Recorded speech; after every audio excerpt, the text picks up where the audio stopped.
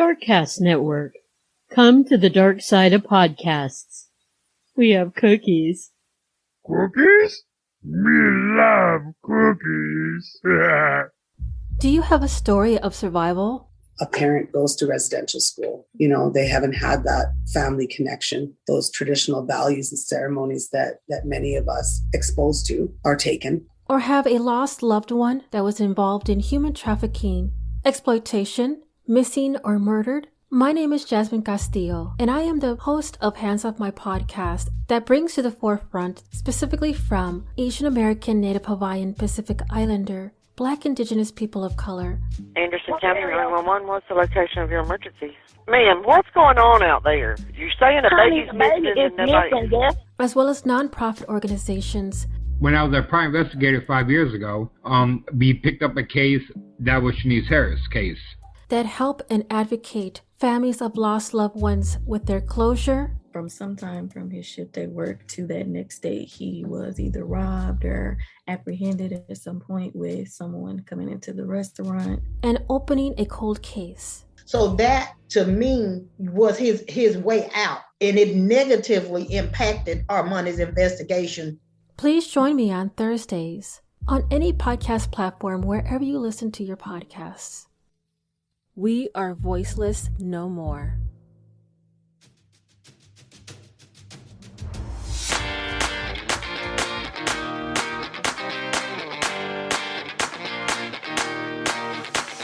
Hey, I don't have a disclaimer for you. You're listening to a true crime show.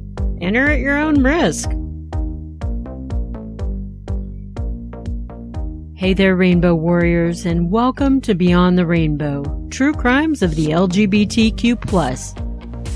I'm your ever-so-lovely host, CJ, coming at you from back in my closet at my Seabreeze Studios. How's Pride Month going for everyone so far? Have you been to any cool celebrations yet?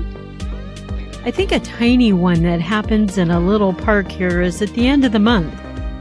Just remember, whatever you go to and celebrate, be safe out there, my warriors.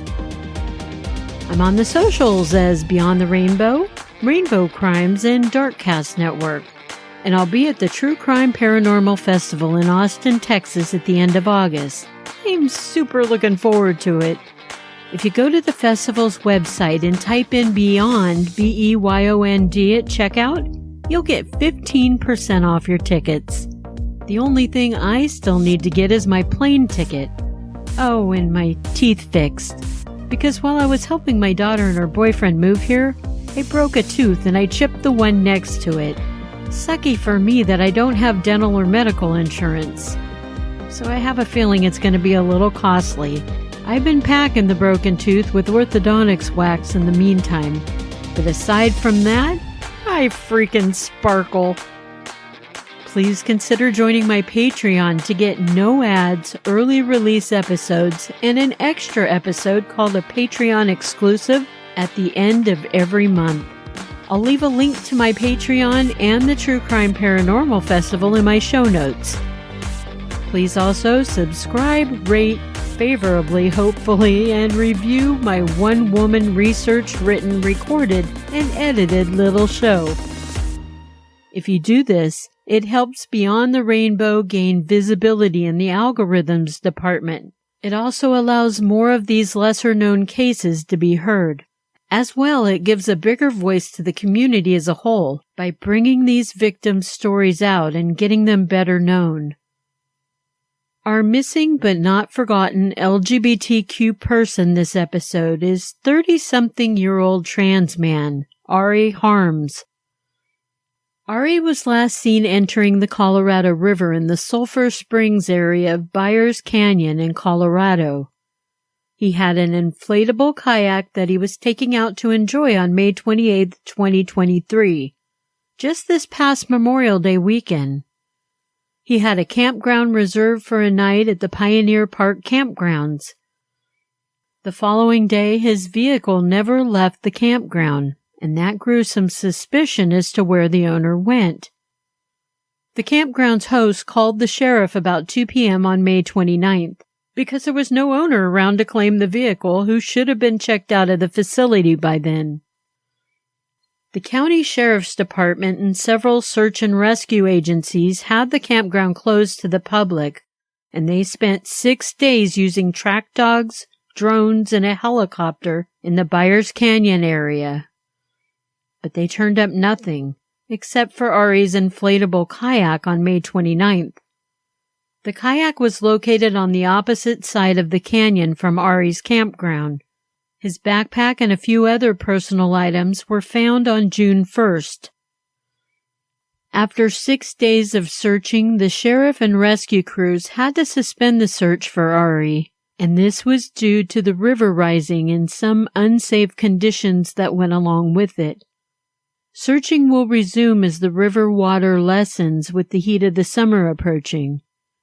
Any sightings or other clues of Ari can be reported to the Grand County Dispatch at area code 970-725-3311.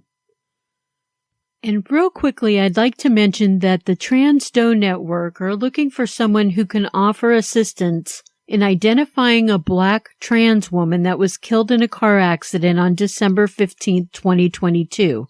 This happened in Texas.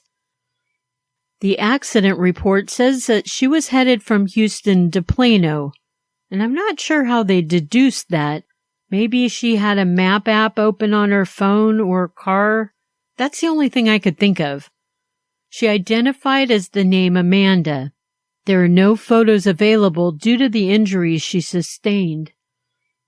Amanda was approximately 120 to 130 pounds. If you're missing a friend or a relative that's a black trans woman who went by the name Amanda, or should anyone know who Amanda was, they are urged to contact the Trans Doe Task Force via their website at lamp@transdoetaskforce.org. Okay, warriors, this brings us to our main case. The case was brought to my attention by Rainbow Warrior Sherry Lynn. I have since contacted the victim's mom, and I've briefly chatted with her through DMs, although I wasn't able to get back in touch with her with some extra questions I had. So I just moved forward without my questions being answered, and I used the resources that were available to me. I have to believe it's every parent's worst nightmare to get that call or that knock on the door, the call or knock that is law enforcement notifying you that your child has died. This is exactly what happened to Shanna McClure on April 7, 2023. She was at work and it was around 10:30 a.m. in Oklahoma. Someone from the Delaware County Sheriff's Office called her, and they told her that her daughter, 26-year-old Shayla Grant, had perished the day before in a vehicle-related accident that had happened in Pocola, Oklahoma. It's definitely an earth-shattering happening to find out your child has died in a vehicle accident.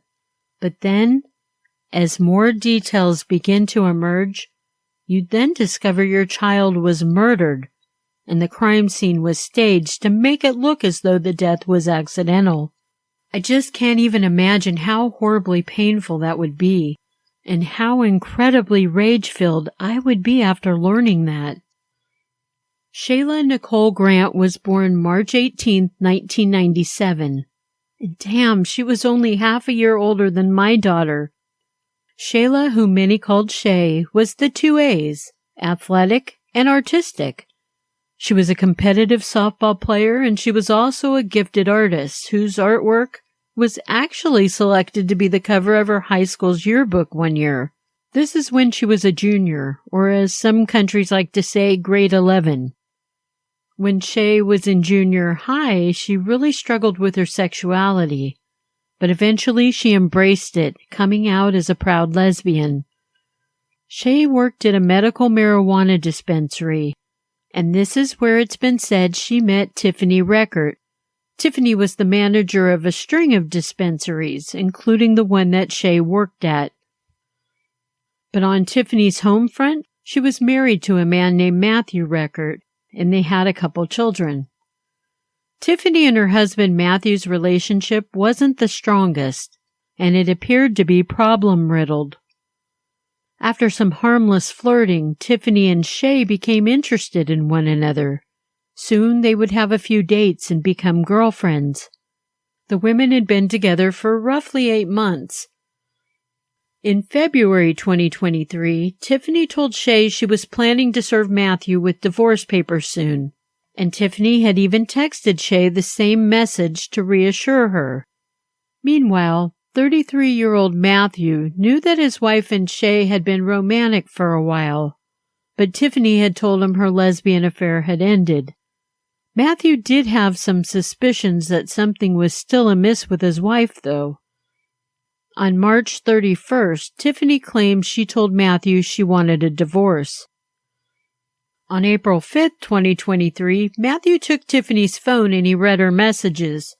In particular, the messages to Shay, including the text about Tiffany divorcing Matthew. He was enraged after reading this, and all of his anger was mostly directed towards the woman he felt ruined his marriage, Shay.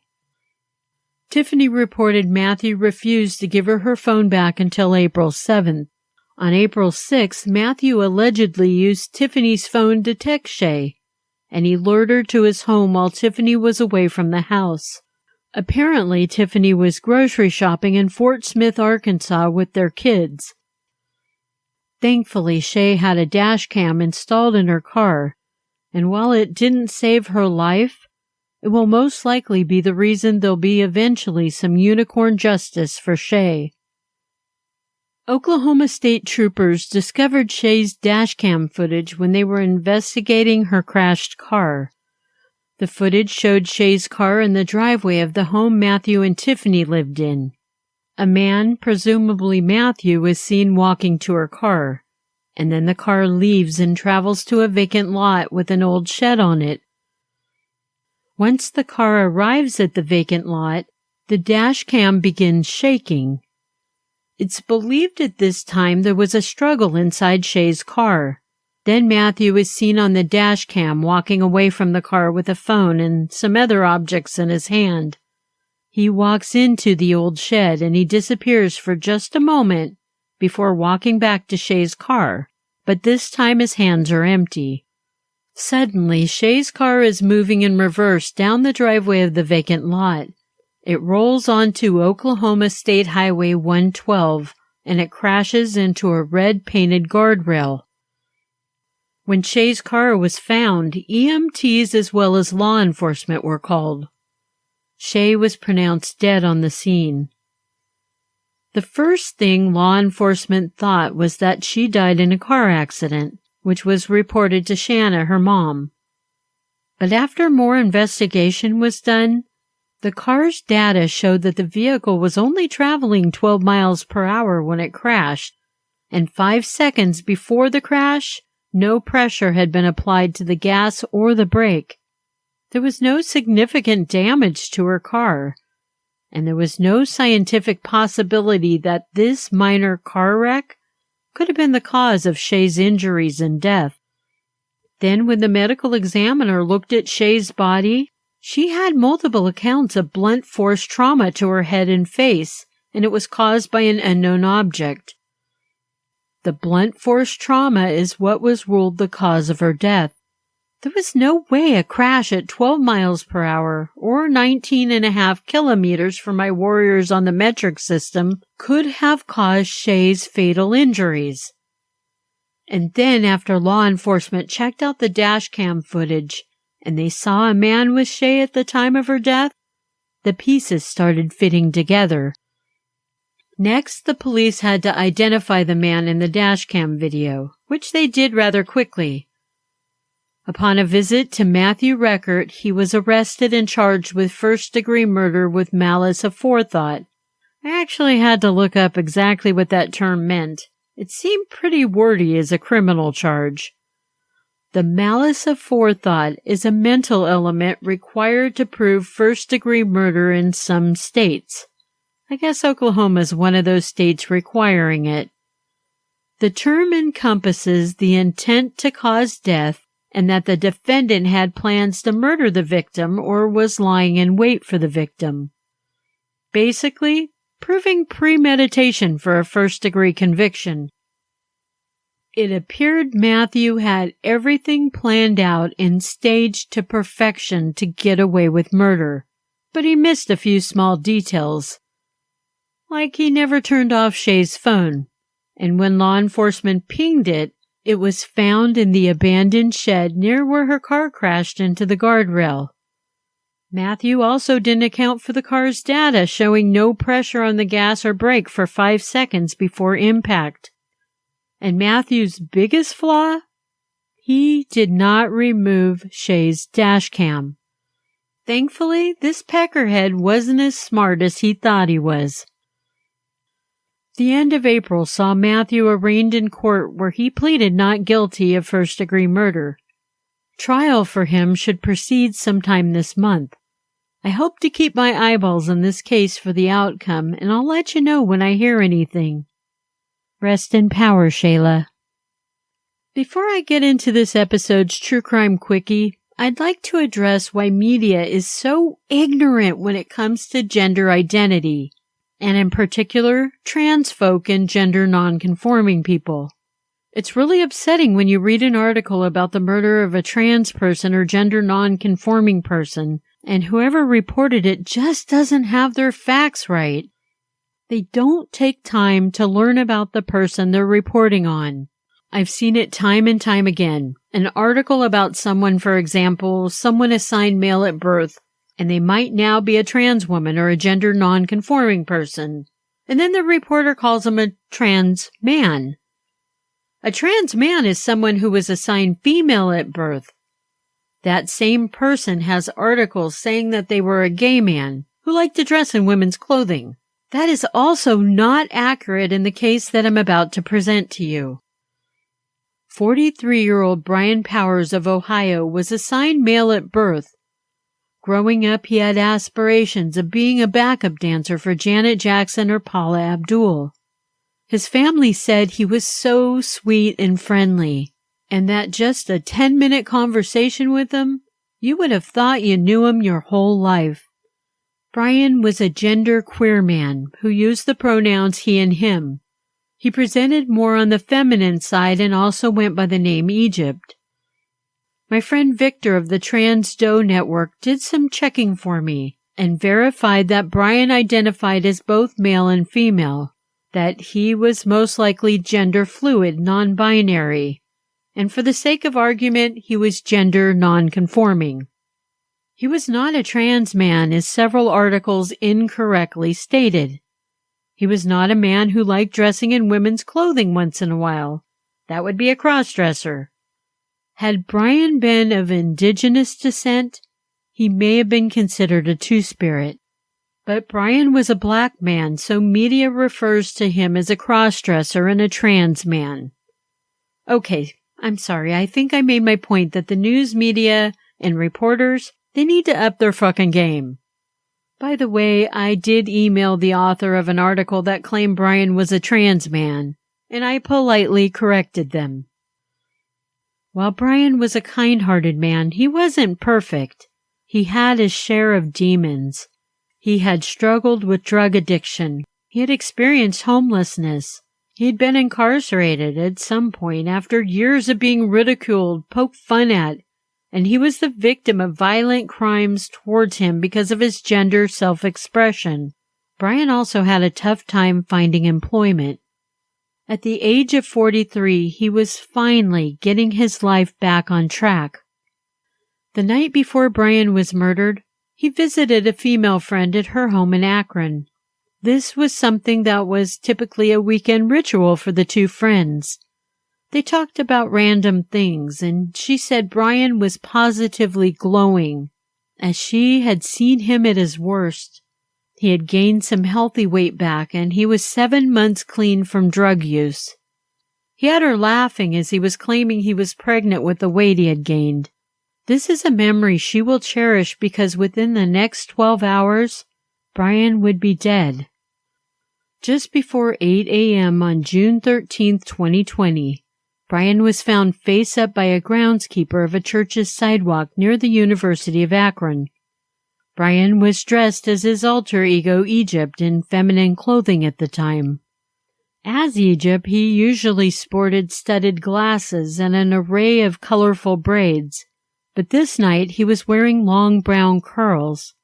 He was walking home after attending a nearby party when somebody had shot him with one bullet that pierced through both of his thighs.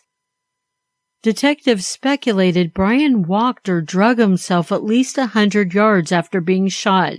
He got as far as the sidewalk of the church that he was found on. There was no shell casing or bullet found where Brian lay. The only thing found was Brian's cell phone, and his last call was time-stamped at 3 a.m. The medical examiner couldn't pinpoint Brian's time of death. They could only guess it was a 5-hour window between 3 a.m. and when he had been found around 8 a.m. Months went by and there were no leads in the case of who murdered Brian. A memorial to remember Brian was held at Hardesty Park. His sister tearfully told a reporter, "I have to believe our older deceased brother and grandparents were with him as he lay on the sidewalk bleeding out. I don't want to believe he was alone.